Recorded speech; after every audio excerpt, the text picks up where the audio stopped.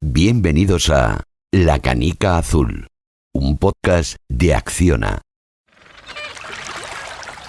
We are happy here in the Antarctica, happy to read hundreds of messages of love to the penguins. Hundreds of children in Colombia believe of the power of the words, and we are here to tell, dear penguins, I'm happy to know you, and I'm happy to know more about your house. Esta voz que escucháis es la de la colombiana Paola Tello. El sonido está grabado en la Antártida y sí, Paola está leyendo un mensaje a los pingüinos. Estamos felices de leer cientos de mensajes de amor a los pingüinos, dice Paola, de cientos de niños de Colombia que están encantados de saludarles y de saber más sobre dónde viven. La iniciativa es parte de un programa que Paola puso en marcha hace unos años para intentar explicar a los niños qué es la emergencia climática. Con esa idea, con esa ilusión de querer compartir un mensaje de cambio climático y de acción a esas generaciones que se van a ver afectadas, empezamos un proyecto que se llama Antártida para Valientes. La iniciativa Antártida para Valientes consiste en trabajar con niños de primaria de Colombia, México e Inglaterra y enseñarles a valorar el planeta a través del juego y de la explicación de cómo funcionan los ecosistemas y por qué están en peligro. Pero cuando uno trabaja con niños, se da cuenta enseguida de que lo que les motiva a ellos no es lo mismo que nos motiva a los mayores. Con ellos, el mensaje tiene que ser diferente. Y entonces llegamos a este lugar y empezamos a hablarles de cambio climático, pero nos dimos cuenta que la narrativa del miedo y la narrativa de que el planeta se va a acabar y que el planeta está en llamas no necesariamente mueve a todas las personas. Entonces involucramos un elemento y es el elemento del amor. Les decimos, mira este pingüino emperador, mira este pingüino Adele, mira, conócelo más y enamórate de él. Y una vez te enamores, ayúdanos a cuidar su casa, que es la Antártida. Y con esta idea, aprovechando que estaba participando en el programa internacional Homeward Bound, por el que iba a viajar a la Antártida con varias mujeres de distintas nacionalidades, Paola ideó un plan. Encargarle a los niños que escribieran cartas con mensajes que ella les llevaría a los pingüinos y después les leería. Y les pido que nos hagan unas cartas contándoles a esos pingüinos cómo ellos se comprometen y cómo van a cuidar el planeta. El resultado, como podéis imaginar, fue maravilloso. Después de meses trabajando con los niños por distintas partes de Colombia, Paola reunió decenas de mensajes, a cual más original y simpático. Empiezan a escribir esas cartas y las cartas nos sorprenden porque están llenas de corazones, están llenas de amor, están llenas de pingüinitos. Entonces escriben estas cartas, yo me comprometo a llevárselas a la Antártida, las llevamos a la Antártida y con las 80 científicas nos sentamos y traducimos las cartas para podérselas leer a una colonia de miles de pingüinos. Y esto que vais a escuchar es ese momento mágico en el que Paola y otras mujeres de todo el mundo que participaron en el viaje se sientan a leerles a los pingüinos de la Antártida lo que les han escrito los niños. El audio es cortesía de Samantha Hodder y fue grabado en la península antártica. Me comprometo a reciclar y ahorrar luz. Colombia. Queridos pingüinos, ¿cómo hacen para sobrevivir en climas tan extremos? Venezuela. Antártica, te prometo que voy a cuidar el medio ambiente. Spain. Te digo lo mucho que te quiero y lo interesado que estoy por cuidar tu ambiente donde vives. Perú. Pingüinos, los quiero y nunca voy a ensuciar su ambiente. México. Me comprometo a apagar las luces cuando no se necesitan. España. ¡Guau, qué bonito! Como veis, hay mensajes de distintos lugares del mundo y todos con el mismo espíritu. Una de las muchas historias bonitas sobre cómo motivar y concienciar contra el cambio climático, pero a los niños. ¿Y por qué lo dices así? Está genial que se motive a los niños, ¿no? Sí, sin duda. El problema surge cuando nos dirigimos a los adultos, porque con ellos este tipo de mensajes no funciona. A algunos adultos ni les importan los pingüinos, ni les interesa lo que le pase a la Antártida, ni son capaces de ver lo que está sucediendo a su alrededor, incluso en sus propias ciudades. Cierto. Cuando se trata de los adultos nos encontramos a menudo con individuos como este. Joder, ¿dónde está la contaminación, coño? ¿Dónde está la contaminación? A ver, que yo la vea. Para muchas de estas personas, lo que no se ve, lo que no tienen delante, no tiene ninguna relevancia. E incluso cuando la contaminación les está afectando directamente, porque está ahí, se niegan a ver sus efectos. Muchos de los cambios asociados a la crisis climática se producen a un ritmo demasiado lento para la percepción humana y para algunos son demasiado sutiles para considerarlos una crisis, aunque las pruebas sean abrumadoras. El cambio está sucediendo, lo tenemos delante todo el tiempo, tanto en el campo como en las ciudades, y no es solo una cosa de los pingüinos de la Antártida. Y eso es precisamente lo que os queremos contar en este programa. Os vamos a hablar de ese cambio que parece invisible, pero es evidente. Bienvenidos a La Canica Azul. El 7 de diciembre de 1972, en su camino hacia la Luna, los astronautas de la nave espacial Apolo 17 tomaron una imagen de la Tierra a una distancia de 29.000 kilómetros. Aquella fotografía, en la que el planeta aparece solo en mitad de la oscuridad, pasó a la historia como La Canica Azul. Saludos terrícolas, bienvenidos a La Canica Azul, un podcast de Acciona sobre sostenibilidad y emergencia climática, en el que hoy os queremos hablar de ese cambio invisible, todos esos parámetros que están cambiando y que tenemos mucho más cerca de lo que pensamos.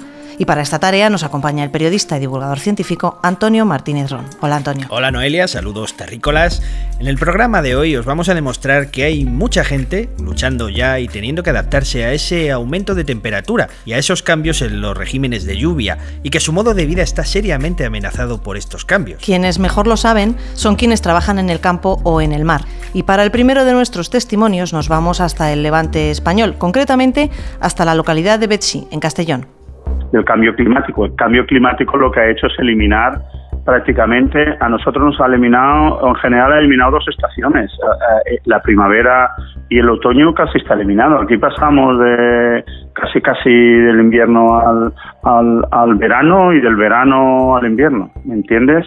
No hay unos meses de transición de frío a calor y de calor a frío. O sea. Quien habla es José Francisco Nebot, agricultor e ingeniero agrícola. Él tiene una plantación de clementinas y hablamos con él en el mes de junio, en un momento clave para el futuro de su cultivo. Una época en la que se juega la mitad de la cosecha. A ver, hay unas épocas muy críticas y tal vez la época más crítica que tengan los cítricos es esta quincena, es finales de junio y la primera quincena de julio, que ahí es la época que nosotros aquí llamamos porgar. Porgar es eliminar. La porgá es ese momento en que el árbol debe decidir qué hacer con sus recursos. Si tiene suficiente agua y alimento, todas las pequeñas clementinas que ya empiezan a aparecer en sus ramas seguirán adelante. Pero si aumenta mucho la temperatura y escasea el agua, el árbol decide hacer un sacrificio. Y el árbol, la forma de reaccionar es, lo que quiere es salvarse él cuando él piensa que va a morirse, por ejemplo, y lo que hace es soltar sus hijitos, que son los frutos, para salvarse él. Este sacrificio es lo que se llama la porgá. En el momento en que hablamos con él, sus árboles habían arrojado al suelo centenares de clementinas, lo que significa que al final de la temporada la producción iba a ser mucho menor. El árbol está soltando lastre por el exceso de unas décimas de temperatura y seguirá con menos frutos hasta que llegue el tiempo de la maduración y acabe el verano. Y aquí es donde los agricultores, casi de cualquier cultivo, están viendo los cambios más radicales, también en los cítricos. El problemilla más claro que veo yo en cítricos es que los cítricos, como mayoría de cultivos, necesitan una parada invernal, ¿vale? Y esa parada invernal no lo tienen, o sea, no bajan las temperaturas al nivel que habían de bajar, o no bajan, o el año que baja muy poco tiempo, pocos días. Lo que muestran los registros es una tendencia creciente a veranos más cálidos y secos, pero sobre todo a inviernos más suaves. Desde la Universidad Jaume I de Castellón, Aurelio Gómez Cadenas lleva años investigando cómo afectan estos cambios a los cítricos. ¿Qué ocurre en los últimos años con el cambio climático, que ya es una realidad, como te habrán venido contando todo el mundo, ¿no? Que ya estamos viendo cómo las temperaturas medias están aumentando a lo largo de todo el año y, como te decía, lo que es peor, sobre todo en verano, donde hay picos con episodios de temperatura muy fuertes. Bueno, en esas condiciones hacen que sea como una tormenta perfecta para las plantas en general y para los cítricos en particular. Estos procesos no afectan solo a la productividad, sino a la calidad de la fruta. Y si la fruta es peor, se vende mal y mucha gente del sector lo pasa fatal. El árbol no entiende y si hace más calor madura más rápido la planta y te cambia no solo la calidad, que es fruta de peor calidad, con menos acidez, más fofa, por entendernos, sino que te cambia encima el periodo de maduración, con lo cual están habiendo unos problemas terribles de logística, de calidad de la fruta. La fruta ahora se pudre mucho antes. El cítrico no se pudre muy rápido, pero también se pudre. En el caso de las clementinas, el problema llega en la temporada en que la mandarina debe madurar. Necesita frío y cada vez hace más calor. Lo explica José Francisco Nebot. Nos hemos dado cuenta, sobre todo en el fruto, que como no hace mucho frío, la consistencia de la piel de la fruta es mucho menor. Es como si tú te dejaras fruta encima del banco de la cocina y la otra mitad la llevaras a la nevera, ¿vale? Y tú vuelves al cabo de una semana, la que has dejado fuera a una temperatura más elevada, ves que la piel se va bufando, incluso podrías tener algún podrido, y sin embargo el frío lo que hace es ralentiza todos los procesos y puedes tú alargar. Entonces nos hemos dado cuenta en las clementinas nuestras que al no hacer frío no podemos alargar nosotros las cosechas de recolección. Entonces lo que hemos de concentrar es en pocos meses toda la oferta que nosotros tenemos, y esto que hace pues que caigamos precios. O sea, un desastre. Todo esto ha afectado a las campañas de comercialización, lógicamente. Si la mandarina madura mal, su periodo de vida útil se acorta. Y esto ha producido un bajón en las exportaciones, por ejemplo. Por ejemplo, la clementina de Nules, que es la estrella aquí en la zona de Castellón, están teniendo problemas de que cuando estas clementinas se empezaron a exportar a Estados Unidos porque aguantaban muy bien, una vez cogidas, una vez cosechadas, tenían un periodo de comercialización de unos 2 meses. Entonces se podían exportar a Estados Unidos, aunque el viaje en barco es casi de 1 mes en la bodega, porque aún tenían otro mes de comercialización y bueno, pues el rendimiento era muy bueno. Pues se está casi agotando esa posibilidad, ya no se está exportando, porque las clementinas cuando llegan a Estados Unidos ya llegan o malas o con una semana de margen antes de perder la calidad mínima, se quedan fofas, y eso es debido a las condiciones climáticas. Y aquí se produce algo que es común a todos los agricultores, cultiven lo que cultiven. Se altera el calendario tradicional. Las fechas en las que antes se cultivaba o recolectaba se han movido. Toda la oferta, sí. Cuando hacía frío, antes del cambio climático, por ejemplo, nosotros podíamos empezar a principios de octubre y podíamos estar hasta febrero recolectando, ¿vale? Porque claro, como había temperaturas muy bajas, como si la fruta la tuviéramos siempre en la nevera.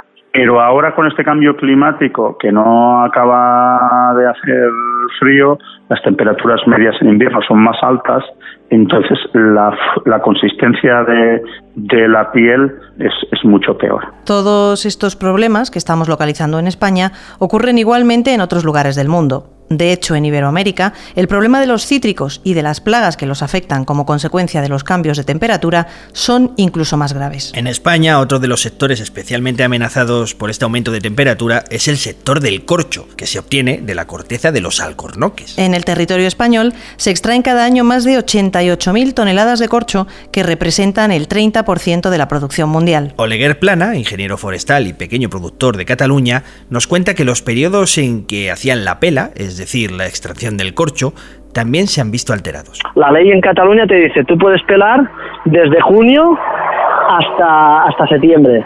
Pues muchos años en julio ya no pelan porque el árbol se cierra. El árbol, cuando ya nota mucha sequía o cuando entra en estrés, se cierra. Entonces tú ya puedes intentar sacar, que no vas a sacar nada. Y lo que sí que hemos detectado con el cambio climático, que se nos acorta el periodo para realizar los trabajos. Por ejemplo, el año pasado la gente empezó en mayo porque venía un año seco, y a finales de junio ya no pelaban los árboles. Esto mismo lo saben bien los productores de vino. Los ciclos del cultivo de la vid se han alterado. Pablo Resco, ingeniero agrónomo de la Universidad Politécnica de Madrid, ha realizado el trabajo más completo hasta la fecha sobre el impacto del calentamiento global en los viñedos de España. Se adelanta la floración, se adelanta el bajado del fruto, se adelanta la época de la vendimia, se adelanta el cambio de las bayas, el engorde de las bayas, todos los estados fenológicos se adelantan. En España, muchas de las fiestas mayores de los pueblos productores de vino coinciden desde hace siglos con el periodo de la vendimia. Como este periodo se ha adelantado, estas fiestas han quedado desplazadas. La fiesta mayor se hacía cuando terminaba la vendimia, y ahora, para cuando se celebran las fiestas, hace ya semanas que se sacó la uva. pero si comparamos los datos de hace 30, 40 años con los de ahora, podemos estar hablando casi de 20 días o 15 días, depende del estado fenológico, pero vamos, 20 días, 15 días seguro. Como curiosidad, esto también ha hecho que los refranes tradicionales hayan quedado obsoletos. Expresiones como por el Pilar todos a vendimiar o por San Mateo la vendimia arreo se han quedado desactualizadas con las nuevas fechas de la vendimia. Y no solo eso, los productores de vinos se están viendo en serios problemas porque necesitan noches frescas en septiembre que ya casi no se producen. Digamos que si en la maduración tiene noches frescas, temperaturas cálidas y noches frescas, favorece que haya el equilibrio de la uva, efectivamente. Si no, pues te puedes encontrar uvas desequilibradas con falta de acidez y un exceso de azúcar. La investigadora de la Universidad de Salamanca, María Teresa Escribano, lleva años estudiando estos procesos de maduración y la forma en que el cambio climático los está perturbando. Lo que han visto es que la uva alcanza el grado de azúcar óptimo antes de que haya acumulado los otros compuestos fenólicos y tenga la calidad necesaria. Los vinos son progresivamente más alcohólicos, con un mayor contenido en alcoholes, porque a mayor contenido en azúcar, mayor contenido en etanol durante la fermentación. Y una vez más, lo que ocurre no es exclusivamente que haga más calor, sino que la planta no tiene los contrastes para los que se ha adaptado y que producen la uva de mayor calidad. A ver, no dependen tanto de la temperatura, aunque sí que necesitan cambios bruscos e importantes de temperatura entre el día y la noche. Por ejemplo, se ha observado que la síntesis de compuestos fenólicos es mayor si hay mucha diferencia de temperatura entre el día y la noche. Podríamos hablar de otros muchos cultivos que tienen problemas similares a los que se suman el aumento de eventos climáticos extremos, como el granizo, las heladas, las inundaciones, que son cada vez más frecuentes. O las plagas, producidas por especies de otras latitudes que antes no sobrevivían en nuestro clima, pero que ahora están en su salsa. Todos estos pequeños cambios se producen a nivel atmosférico. En las rías gallegas, donde se cultiva el mejillón, se produce cada año un fenómeno que se llama afloramiento, por el cual entra el agua fría cargada de nutrientes en la ría y los mejillones se engordan y crecen sanos. Esto se debe al efecto que produce el viento nordeste, que según los expertos tiene un efecto parecido al que tiene soplar sobre la superficie de una taza de café. Soplas y el agua que está encima en la superficie la echas hacia afuera y el sitio de esa agua de la superficie la tiene que coger agua del fondo. Quien habla es el meteorólogo Carlos Balseiro, quien ha trabajado para Meteo Galicia durante muchos años y conoce muy bien cómo se produce el afloramiento. Ese viento del norte suele estar asociado a la posición del anticiclón de las Azores al norte de Galicia, en el Cantábrico. Entonces deja vientos del nordeste. Entonces ese es el que ese es el que acaba provocando ese afloramiento. Pues bien, lo que está pasando es que el cambio a nivel global se está llevando el anticiclón a otros sitios y cada vez hay menos afloramientos. El anticiclón está cogiendo posiciones nuevas, relativamente nuevas, no más que nuevas, está cogiendo posiciones que hace unos años eran anómalas, las está cogiendo más frecuentemente y dejando de ser tan anómalas. Las consecuencias, como podéis imaginar, las notan quienes trabajan en el cultivo del mejillón. Víctor Dios es bateeiro de la Ría de Arousa y lleva más de 35 años trabajando en las bateas, que son esas plataformas flotantes de las que se cuelgan las cuerdas en las que crece el mejillón. Hay menos nordeste. Por ejemplo, este año no hubo nordeste, que es el que hace que haya los afloramientos. Y en verano es fundamental para que haya el afloramiento, para que entre el agua de la corriente del Golfo, agua profunda, fría y llena de nutrientes. Y es cuando hay más comida, cuando entra la comida, el afloramiento de la primavera. Este año prácticamente no tuvimos nordeste. Además del testimonio de los bateeiros, los datos invitan a ser pesimistas. Los registros muestran un aumento de la temperatura del agua de las rías de entre 1 y 1,4 grados en los últimos 30 años y una reducción de los episodios de afloramiento de hasta un 45% desde la década de 1970. Un 45%, eso es casi la mitad, y eso explica la preocupación de quienes trabajan en las rías. Pero sí es cierto que mete un poco de miedo.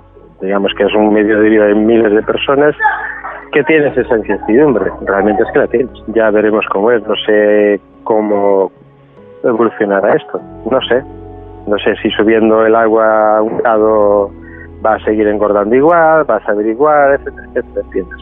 Entonces no lo sé cómo funcionará la ría. La ría es un ecosistema muy especial. No sé si subiendo la temperatura del agua... Realmente yo tengo incertidumbre. Digamos que la gente normalmente no piensa a largo plazo ni a medio.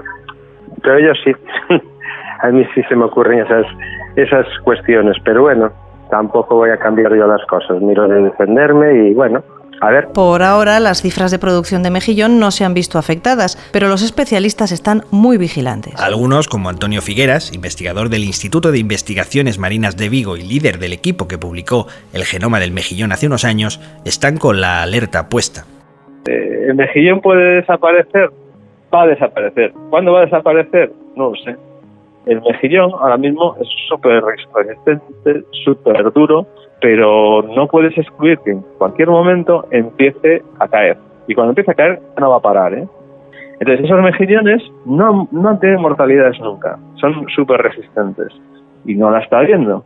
Pero yo tengo para mí que en cualquier momento puede producirse la mortalidad. Y nos estamos centrando en el mejillón, pero los cambios en la temperatura y en el comportamiento de las mareas y la atmósfera afectan a todo el ecosistema. Lo resume Víctor Dios. Pues sí que en general sí que hay una rebaja en todo, se nota, en todo. Camarón, por ejemplo, este año no se ve nada. Camarón es un fatal. Y cuando sales a mar abierto, como los pescadores que se dedican a la sardina, el panorama también es bastante desolador. Iago Tomé, patrón mayor de la cofradía de Raxó, lleva toda la vida saliendo al mar. Hay que fastidiarse, pero sí, lo del cambio climático afecta ya no solo a nivel de la sardina, sino en todas las especies. El choco antes no venía, por ejemplo, aquí dentro de las rías, no atracaba hasta, por ejemplo, el mes de febrero, marzo. Ahora ya lo coges antes. La soya, que era un pescado de enero o febrero, aquí ahora mismo ya no nos está viendo. Casi ninguna tenemos. Es que el agua está calentísima. El otro día teníamos el agua a 23 grados. El agua está calentísima. Ojo a esto que dice, tanto que algunas especies están huyendo hacia las aguas del norte. En el año 2015, el equipo del investigador de la Universidad de Barcelona, Ignasi Montero Serra, analizó 57.000 censos de peces de la pesca comercial realizados entre 1965 y 2012 y descubrió que especies como las sardinas y las anchoas están huyendo hacia el Mar del Norte y el Báltico.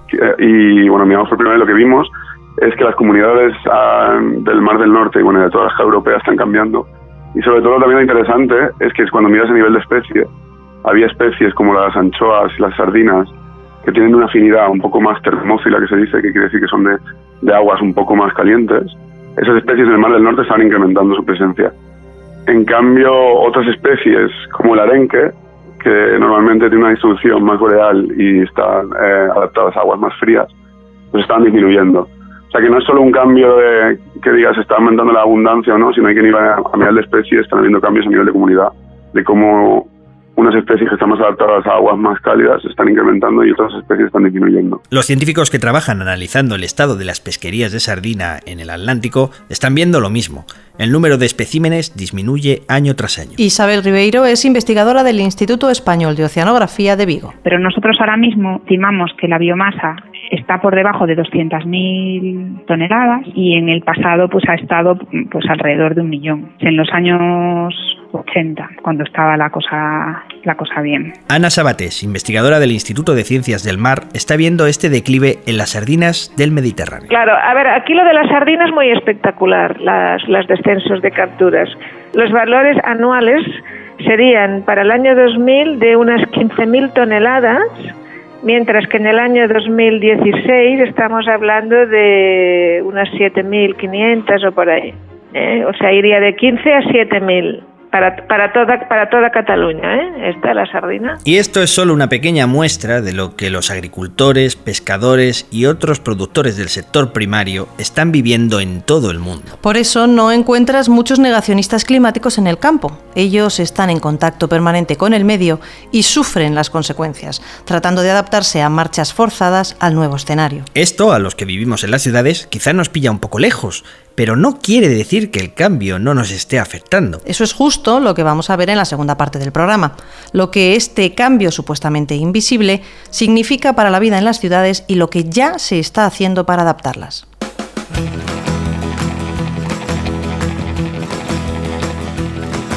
Estás escuchando La Canica Azul. La Canica Azul. Un podcast de Acciona.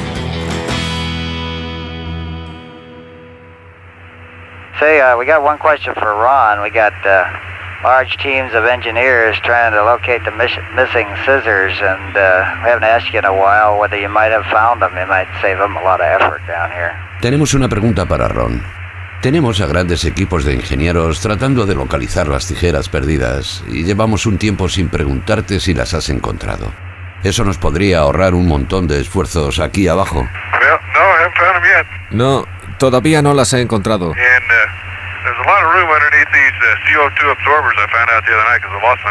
Y hay un montón de espacio debajo de esos filtros CO2, como pude descubrir la otra noche cuando buscaba la linterna. Pero salió flotando y la podría ver de vez en cuando. Encontré la linterna y la recuperé. Pero aún no tengo ni la más ligera idea de dónde están las tijeras.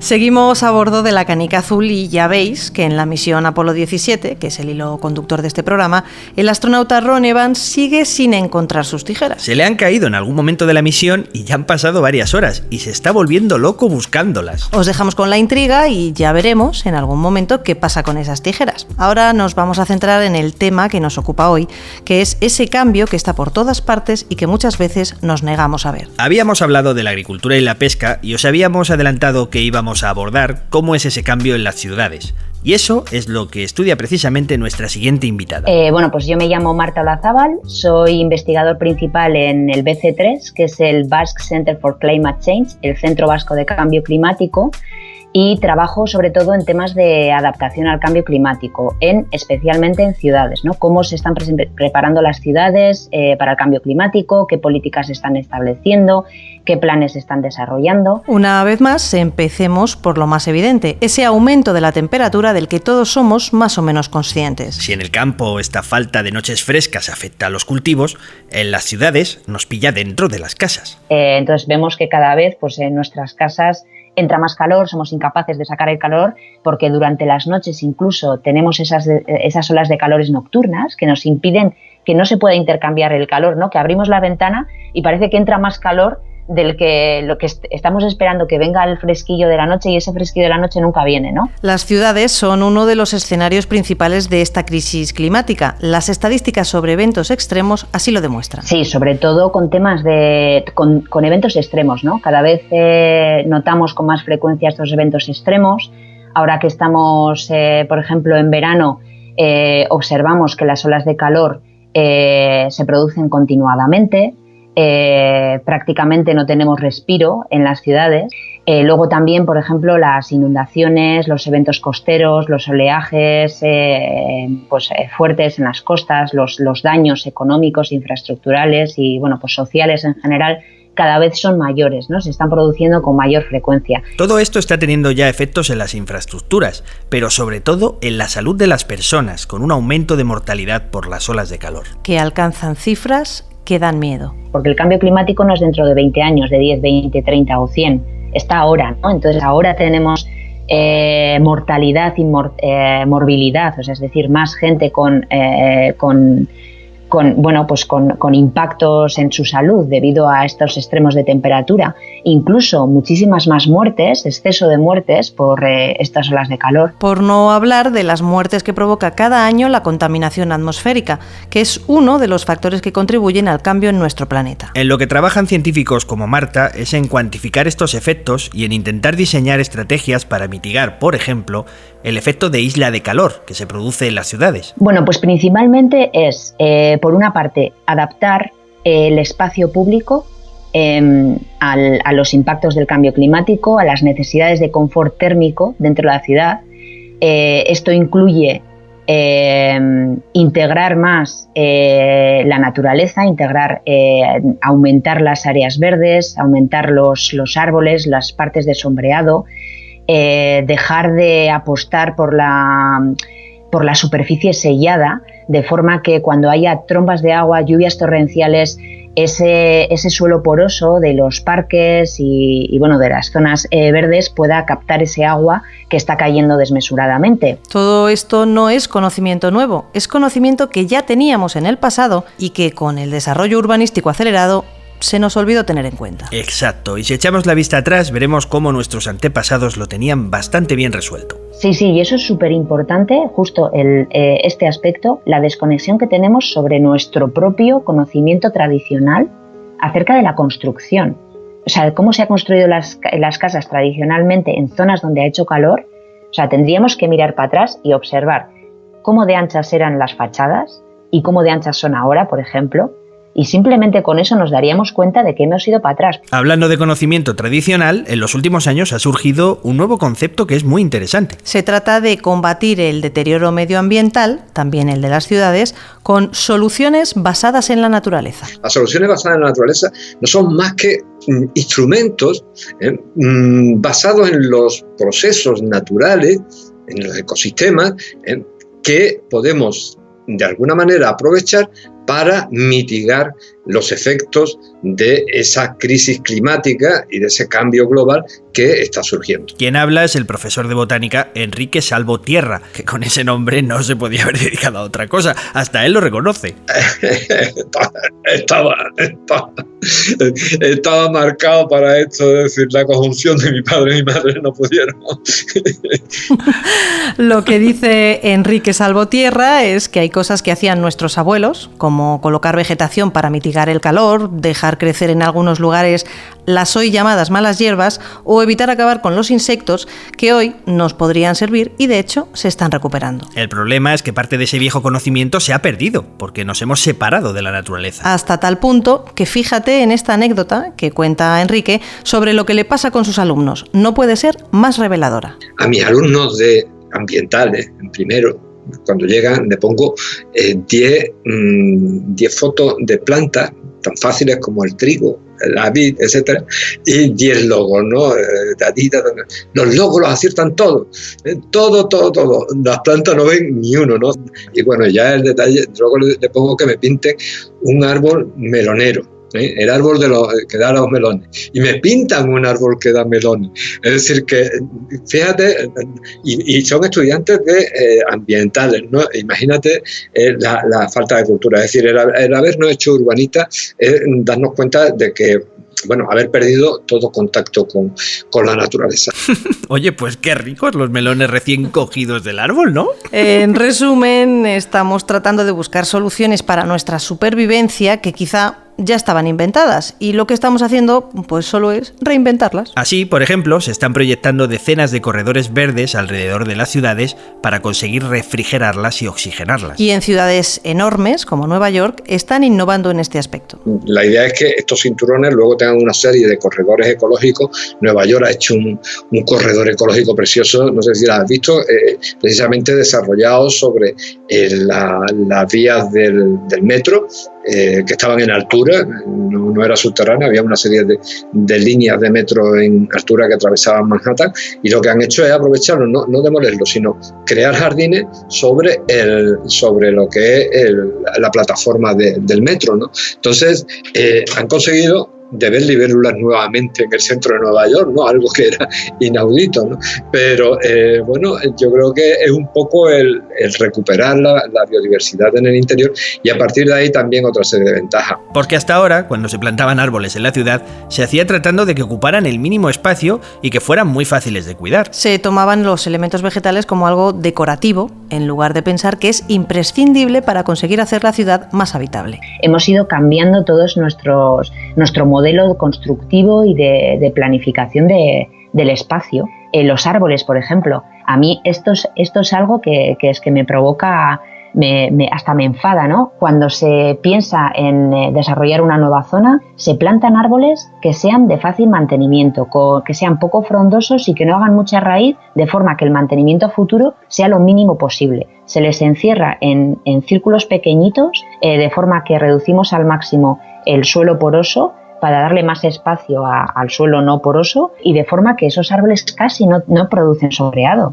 No nos están dando ningún confort térmico. Y todo esto es para ahorrar costes en el mantenimiento público, o sea, del espacio público. Está claro que hasta ahora nuestras prioridades estaban equivocadas y todo esto está empezando a cambiar también en las ciudades. Pero también está claro que queda mucho por hacer. Entonces, proyectos piloto, experiencias, buenas intenciones, hay muchas, pero las ciudades se han convertido en Frankensteins de constructivos, y entonces es muy difícil crear una ciudad bien adaptada, ¿no? O sea, crear o generar de lo que ya estaba, de esa ciudad antigua, una ciudad bien adaptada. Hemos hablado de los problemas del calor, pero en las ciudades costeras el problema es aún peor. La subida del nivel del mar está poniendo en riesgo las infraestructuras y amenazando la supervivencia de algunos lugares como Venecia o Ámsterdam. El caso más extremo lo estamos viendo en Yakarta, la primera gran ciudad que hay que literalmente cambiar de sitio. Barrios enteros de Yakarta se están hundiendo en el mar a un ritmo de entre 1 y 15 centímetros al año. Puedes ver cómo sube el agua con tus propios ojos, dicen en esta megalópolis de 10 millones de personas. Yakarta dejará de ser la capital de Indonesia, ha anunciado el presidente, porque ya no soporta más población, polución y problemas de agua. Se tienen que llevar la capital a otro sitio porque el agua se les echa encima. Esperemos que esta vez planifiquen la nueva capital un poquito mejor. En España ya hay ciudades de costa que se han planteado reconstruir su paseo marítimo después del enésimo temporal. Porque la cosa no es volver a reconstruir para que al año siguiente o al cabo de 2-3 años vuelva a pasar lo mismo, ¿no? Sino que un poco pensar a medio y largo plazo cuáles son las medidas más adecuadas y las que más nos convienen. Con esto me refiero a que las dunas, las marismas y todo este tipo de elementos de los ecosistemas actualmente tienen un papel protector muy importante para las áreas urbanas, para los pueblos, para nuestras infraestructuras portuarias y otras también muy importantes, ¿no? Energéticas o de tratamiento de aguas. En los Países Bajos tienen un plan llamado Room for the River, espacio para el río, para que los ríos recuperen su espacio natural y no haya tantas inundaciones cada año. Algo que en España, sobre todo en el Levante, conocemos muy bien. Y de esa forma se evitan inundaciones en otros puntos. O sea, hemos encauzado los ríos de cierta manera que nos están incrementando las inundaciones en áreas en las que nosotros hemos construido o hemos localizado bienes o infraestructuras en las que ahora nos están produciendo grandes daños. En resumen, al final en las ciudades hemos construido un pequeño mundo apartado de la naturaleza en el que perdemos la perspectiva de lo que está pasando en el planeta y en la que, como ya hemos visto en episodios anteriores, podríamos vivir bastante mejor. Y conectando con lo que contábamos al principio, lo que tienen las ciudades es que nos ponen todos los productos que necesitamos al alcance de la mano, de tal manera que si los agricultores o los pescadores están teniendo que cambiar toda su estrategia por el aumento de temperatura, nosotros ni nos enteramos. Cuando estaba haciendo las entrevistas sobre el cambio invisible, me acerqué una mañana a un mercado madrileño y pregunté a los carniceros, pescaderos y fruteros si ellos estaban notando esa falta de producto por los cambios del planeta. Y la respuesta fue muy reveladora. ¿Qué te dijeron? La respuesta es que el mercado internacional está planteado de tal manera que a ellos nunca les falta el producto, porque si no viene de Almería, pues se trae de Marruecos o de Brasil o de cualquier otro lugar del otro extremo del mundo. De tal manera que el problema sigue lejos de nosotros y nunca nos enteramos directamente de lo que está pasando con la producción. Lo resume estupendamente Marta Olazábal. Lo que pasa es que ya tenemos tal desconexión de la naturaleza y de los recursos que los ecosistemas nos proporcionan, que no sabemos ni siquiera cuáles son los productos de temporada. Y yo creo que una forma mismamente es darse cuenta de dónde vienen los alimentos que compramos, ¿no?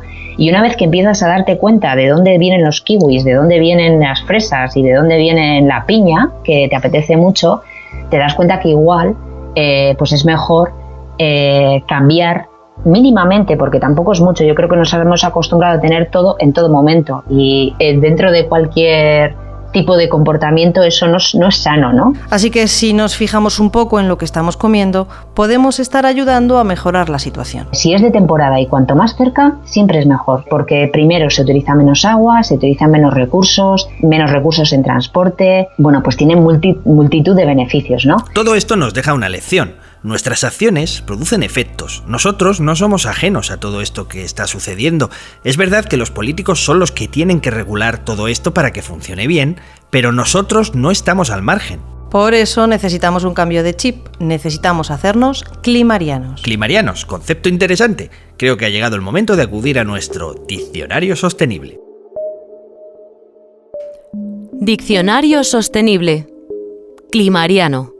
Si cada vez que tomas una decisión tienes en cuenta el impacto de tus acciones en la salud del planeta y el cambio climático, Enhorabuena, ya eres un climariano. La palabra climariano tiene su origen en el vocablo inglés climatarian. Este término anglosajón se refería originalmente a las personas que se han propuesto frenar el calentamiento global mediante sus hábitos alimenticios. Sin embargo, en los últimos años el término climariano ha cobrado un sentido mucho más amplio. Con la palabra climariano ya no solo designamos a quien come teniendo en cuenta las emisiones que genera su alimentación, sino también a quien se viste, se mueve o se divierte pensando en cómo proteger el planeta. Si quieres ser un verdadero climariano, te recomendamos estas acciones. 1. Ten presentes las 3 R's de la economía circular: reducir, reutilizar y reciclar. 2. Practica la movilidad sostenible. 3. Convierte el carrito de la compra en un carro de combate contra la huella de carbono. 4. Desplastifica tu vida. Y 5. Haz más sostenible tu casa. Si vives cumpliendo alguna de estas reglas y apostando por un futuro mejor para todos, te puedes llamar climariano. Nuestra palabra de hoy en el diccionario sostenible. Y con estos pequeños gestos climarianos, que pueden tener un gran alcance, vamos llegando al clímax de nuestro programa. ¡Oh, qué bien traído! ¿Te das cuenta?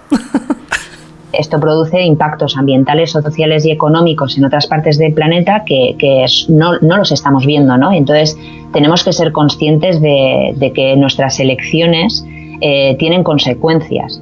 Y cuanto más reduzcamos esas consecuencias negativas y apostemos por cosas que tienen beneficios positivos y sobre la sostenibilidad, pues muchísimo mejor. Y darnos cuenta de que todo está relacionado, ¿no? El cambio climático no es un nicho de acción. Toda acción en pro de sostenibilidad va a producir beneficios para nuestra preparación ante el cambio climático, para reducir nuestras emisiones y así mitigar el cambio climático a largo plazo, etcétera. Por lo tanto, tenemos que pensar un poco en global. Así que al típico urbanita que no cree que se esté produciendo una crisis climática, porque él sigue teniendo fruta de verano en el mes de diciembre, se puede refrescar con aire acondicionado en plena ola de calor, y todas estas cosas le pillan demasiado lejos, le recordamos que todo está conectado. Todo esto tiene sus conexiones y si queremos mejorar nuestra calidad de vida dentro de la ciudad, observar todo como un sistema y como bien me decías a la introducción, ¿no? que estamos en una nave y que el espacio, los ecosistemas y los recursos tienen sus límites, es importante. Y no cegarnos, ¿no? ante solo lo que vemos tangiblemente. Si queremos mejorar nuestra calidad de vida, debemos observar todo como un sistema en el que todo está interrelacionado. Creo que ese es un buen mensaje para quedarnos y concluir este programa. Sí, y que hay millones de pequeños procesos invisibles que dependen unos de otros y cuyo equilibrio estamos alterando de manera masiva. Es el momento de darnos cuenta de que podemos hacer algo, cambiar la forma de ver nuestra realidad y asumir que somos responsables del problema y que debemos trabajar con más intensidad en las soluciones. Gracias por acompañarnos en una nueva entrega de La Canica Azul, en el que hemos hablado de los cambios a veces invisibles, pero evidentes, que se están viviendo en el campo y en las ciudades. Y precisamente sobre las ciudades será nuestro siguiente capítulo. ¿En qué ciudades queremos vivir en el futuro? ¿Cómo están cambiando ya las grandes urbes en cuanto a movilidad y sistemas inteligentes? En los mandos de esta nave radiofónica y sonora estuvo el gran Javi Álvarez, autor del diseño sonoro y las ambientaciones. ¡Aloha, chavalada! Y en las voces estuvimos Antonio Martínez Ron y Noelia Lasso. ¡Hasta la vista, climarianos! Una cosa que me resulta realmente curiosa, Bob, es que ahora mismo yo puedo ver a toda la humanidad de un solo vistazo. Os tengo a todos ahí delante y os puedo tapar con un dedo. Y sin embargo, vosotros no nos veis a nosotros. Estamos aquí arriba a 70.000 kilómetros de distancia. Solo los chicos de Houston nos tenéis en vuestros mapas. Somos invisibles aquí en medio, Bob. Podríamos desaparecer de un plumazo y el universo ni se inmutaría. Pero entonces me he dado cuenta de que vosotros también estáis solos, Bob. En esta inmensidad solo sois un punto un poco más grande que esta vieja cafetera que se dirige a la luna. En perspectiva, es todo insignificante. Y sin embargo, tan valioso. Espera, tengo que cortar. Ron está otra vez removiendo todo en busca de sus tijeras. Ok, Jack, no dejes de contarnos. Corto y cierro, Bob. La Canica Azul es un podcast de Acciona escrito y dirigido por Antonio Martínez Ron, locutado por Noelia Lasso y con la edición y diseño sonoro de Javi Álvarez.